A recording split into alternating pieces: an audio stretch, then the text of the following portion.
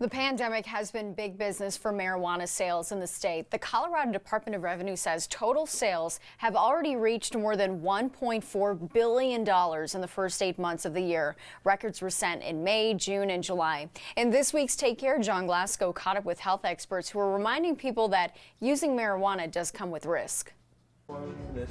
Dispensaries seem to be on every corner in Colorado, but how safe are cannabis products?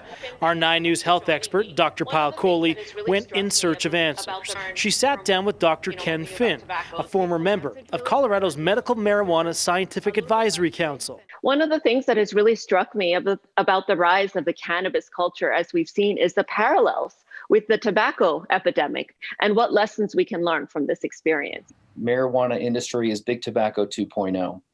They are following a similar playbook as tobacco with the same messaging that it's not addictive, it's not harmful. We're now learning about the health risks of marijuana. So what would you say are the top 3 health risks of recreational marijuana use? If you look at the data, the mental health and psychiatric risks in terms of addiction, mental illness, psychosis are among the top risks. But what would you tell patients to be sure to share with their physicians if they are using this drug recreationally? I think the stigma is being removed, and I think people are I am having more open conversations with my patients about what they're using, what products are using. I can't tell you how many patients are coming in swearing that they are using a CBD product, but they, do a drug test and they're positive for THC.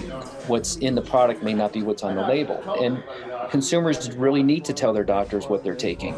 And it should be considered whether they're using medicinally or recreationally.